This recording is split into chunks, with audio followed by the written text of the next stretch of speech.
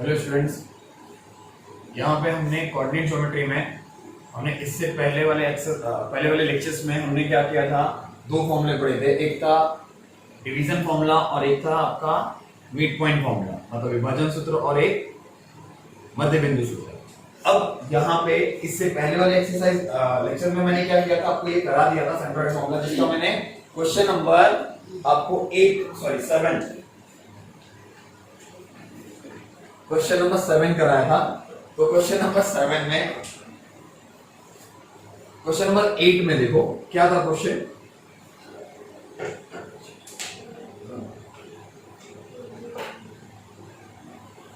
आपके पास g की value, g आपके लिए सेंट्रॉइड दिया हुआ है -4, -7, a की वैल्यू -14, -19, b की वैल्यू 3, 5 और c की वैल्यू आपको फाइंड करनी है, जिसको हमने बोलते हैं x3, y3, जो आपको फाइंड करना है। ये आपका x1, y1,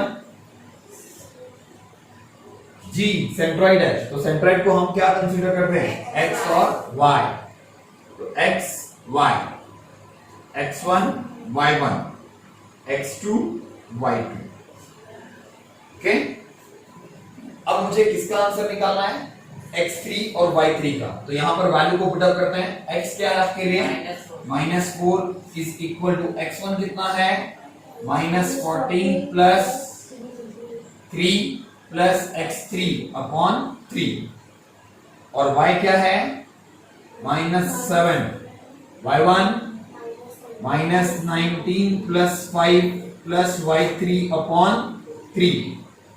ट्रांसफर करते हैं, -12 is equal to -14 plus 3 plus y3। Okay,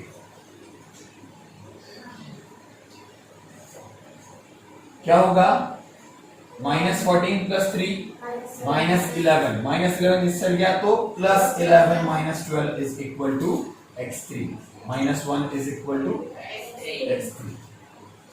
आगे ये -21 -14 प्लस y3 ट्रांसफर करते हैं, -21 plus 14 is equal to y3। क्या होगा, -7।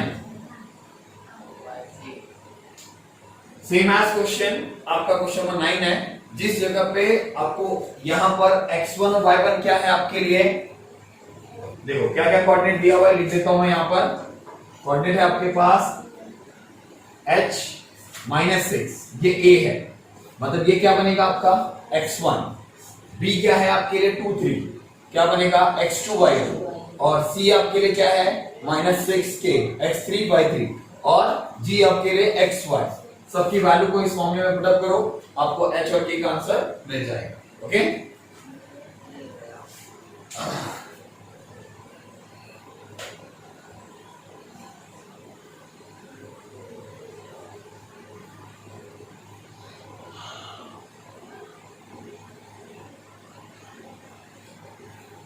आपका क्वेश्चन नंबर 10 क्या है, ध्यान से समझना।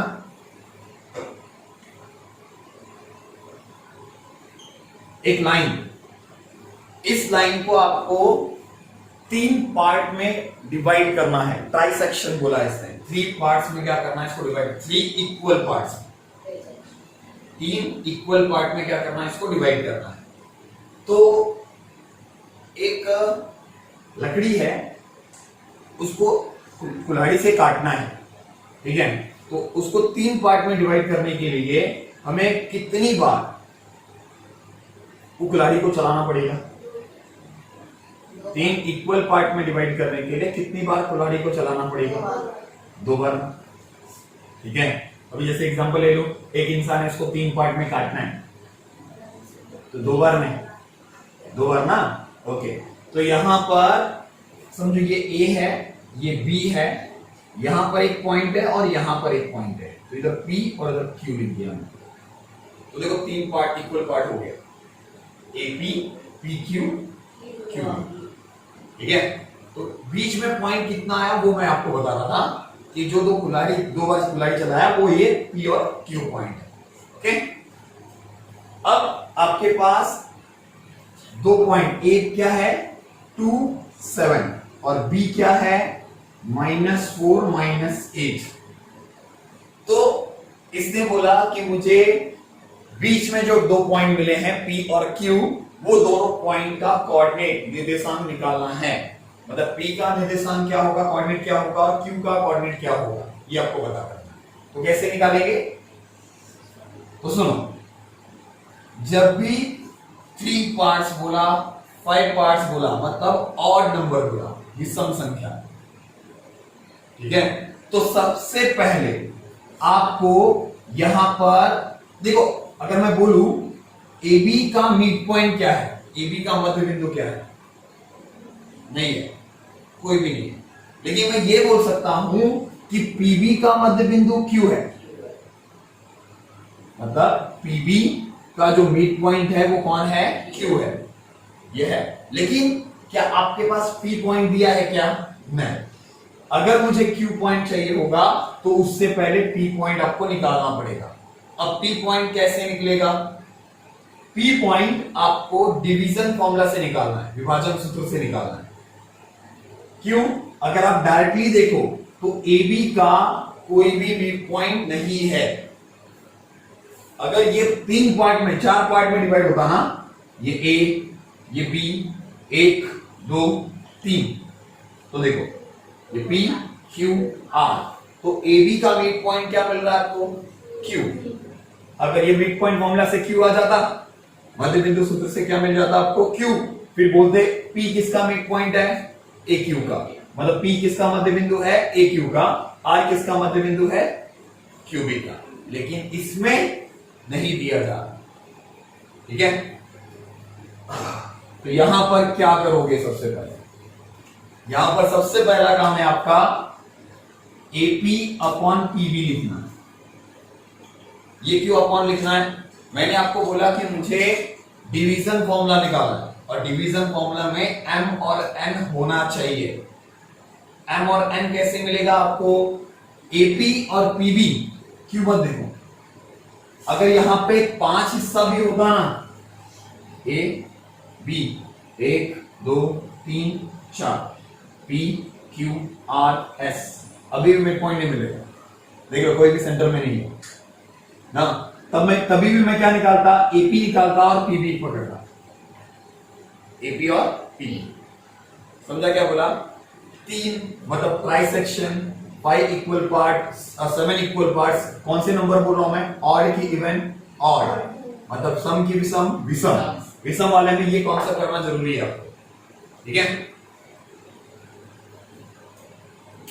अब देखो, एपी निकालने के बाद आप ये पहले लिख दो कि एपी, पीक्यू और क्यूबी ये तीनों इक्वल है, क्योंकि मैंने बोला कि मुझे एपी को ट्राइसेक्शन करना है, 3 इक्वल पार्ट में, 3 समान भागों में बांटना है, ठीक है।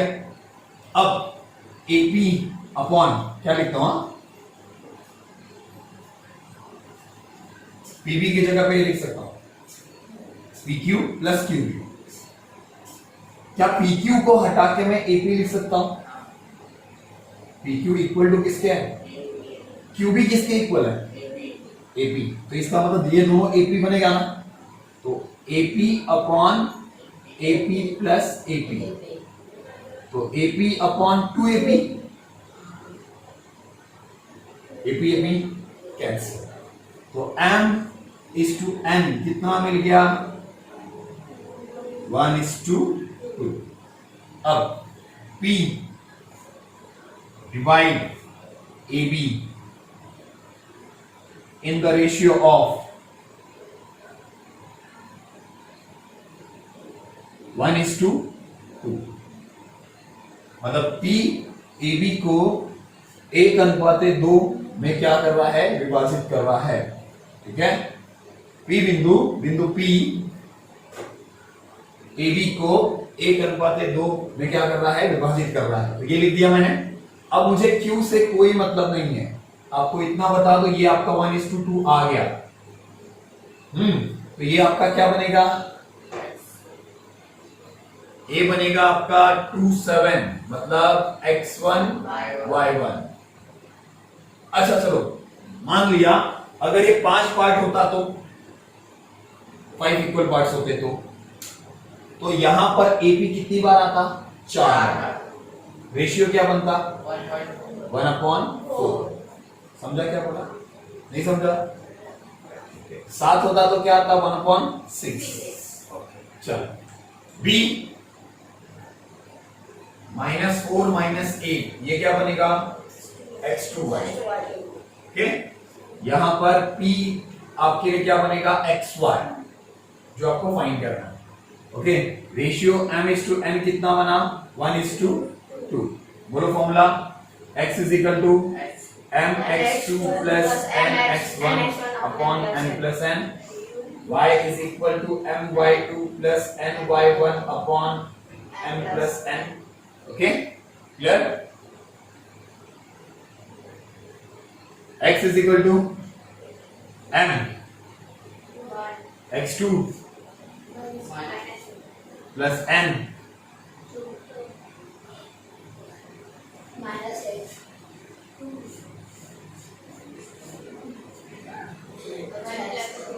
वन प्लस -4 प्लस 4 अपॉन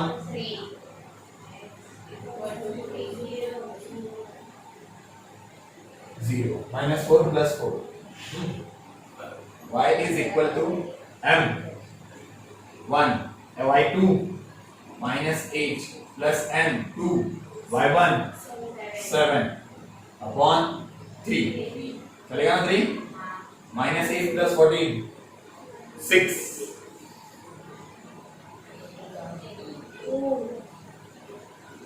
आया? तो p का कोऑर्डिनेट क्या मिल गया आपको? चलो लिख देता हूं इधर 0,2। कितना क्लियर? अब क्या काम? अब मुझे q का कोऑर्डिनेट निकालना है। तो q किसका मिड पॉइंट है? pb का ना। p किसका मिड पॉइंट है? सॉरी, q किसका मिड पॉइंट है? pb का। तो ये आपके लिए क्या बनेगा? x1y। ये क्या बनेगा? x2y। और ये क्या बनेगा? xy। तो मिड पॉइंट फॉर्मूला, मध्य बिंदु सूत्र क्या है? x1 plus x2 upon 2 y1 plus y2 upon 2। वो फॉर्मूला लगाओ, क्या आएगा देखो। 0 -4 divide by 2 -2 2 -8 -6 divide by 2 -3। Clear? अब सुन लो, एक और ये कितने पॉइंट? ए बी 1 2 3 4 कितने पार्ट मिले? 5। P Q R S. ठीक है? अब अगर मुझे 4 मिलते तो मिड पॉइंट डायरेक्टली मिल जाता, लेकिन इसमें मिड पॉइंट डायरेक्ट नहीं मिल रहा है। तो हम क्या करेंगे? एपी अपॉन पीबी सबको पहले इक्वल बता देना। AP is equal to PQ is equal to QR is equal to RS is equal to SB. Then AP upon PB is equal to AP upon PQ plus QR plus RS plus SB. तो AP upon AP plus AP plus AP plus AP कितनी बार? 4। Cancel होगा, 1/4 आएगा। 1:4 बन गया। यहाँ पर 1:4 लिखा। उसके बाद कौन x1 y1 कौन x2 y2 और p का कोऑर्डिनेट आपको निकालना पड़ेगा बाय यूजिंग डिवीजन फॉर्मूला। ठीक है, विभाजन सूत्र का उपयोग करके।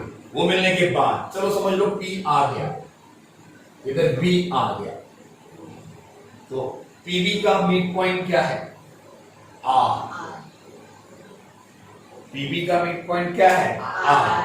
और जब r आ गया तो pr का मिड पॉइंट क्या है? और S किसका मिड पॉइंट है? तो मेरे को बताओ, डिवीजन फॉर्मूला लगाने के बाद अब मिड पॉइंट फॉर्मूला कितनी बार लगाओगे? 3 बार। ये डिवीजन फॉर्मूले से आएगा, फिर R मिलेगा, फिर Q मिलेगा, फिर S मिलेगा। ठीक है? और समझ लो कि 4 ही पार्ट है, तो पहले R निकालोगे, फिर Q निकालेंगे, फिर S निकालेंगे। ओके, ये क्वेश्चन नंबर 10। क्वेश्चन नंबर 11 में 4 सेक्शन है। और क्वेश्चन नंबर 12 में 5 सेक्शन। ओके, तो आपको दोनों क्वेश्चन सॉल्व करने पड़ेंगे। ठीक है, चलो लिख लो।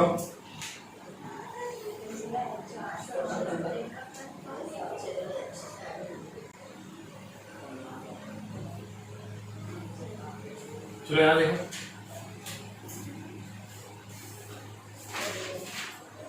आपको प्रॉब्लम सेट में, प्रॉब्लम सेट 5 में क्वेश्चन नंबर 2, एक बार क्वेश्चन नंबर 2 देखो।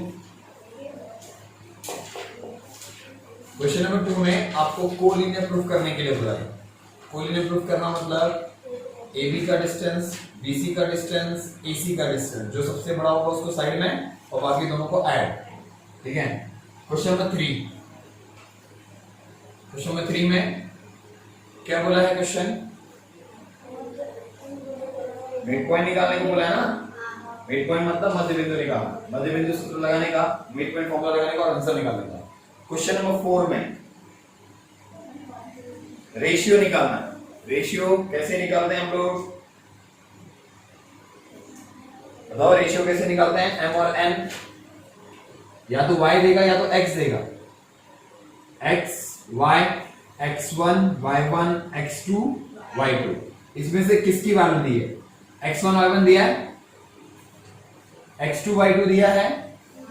ठीक है, लेकिन वहां पर एक चीज का ध्यान रखना, उस क्वेश्चन में बोला है कि आपको by the y axis find the ratio which of the segment joining the point A and B is divide by the y axis. वो किससे डिवाइड हो रहा है? y एक्सिस से। मतलब इसका मतलब वो लाइन y एक्सिस पर है, और जो y एक्सिस पे होता है, जो y एक्सिस पे होता है वो y को क्या बनाता है? 0 बनाता है। तो इसका मतलब आपको x नहीं दिया है, आपको क्या दिया है? y। y आपका 0 है, y1 और y2 आपको दिया हुआ है, तो आपको कौन सा फॉर्मूला लगाना है?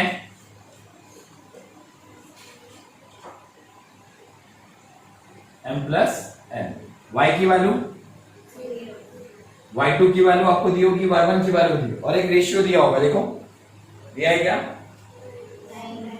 वही तो निकालना है, दिया कैसे? ठीक है, रेशियो निकालना है ना, तो m अपॉन n निकालना पड़ेगा। ओके, क्वेश्चन नंबर 5, कौन सा कोऑर्डिनेट है? x पे, इसका मतलब उसका क्या 0 होगा? y। ठीक है, ओके। उसके बाद क्वेश्चन नंबर 6, कौन सा formula? Distance formula. Okay, question number 7 नहीं 11, क्या प्रूफ करना है? पैरेललोग्राम, समांतर चतुर्भुज। ठीक है, चारों का डिस्टेंस फॉर्मूला लगाओ और आंसर निकालो। क्वेश्चन नंबर 12, रेक्टेंगल कितने साइड्स? 6, बराबर। क्वेश्चन नंबर 15, स्क्वायर कितने sides? 6। Question number 17, ratio formula. Okay, चलो ठीक है।